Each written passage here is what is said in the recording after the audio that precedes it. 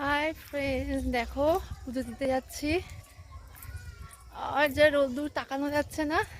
দেখো শাড়ি ফাড়ি পরে একদম আমি রেডি, যাচ্ছি এখন পুজো দিতে। দেখো এখানে ধান কাটা হচ্ছে, তো চলো মন্দিরে।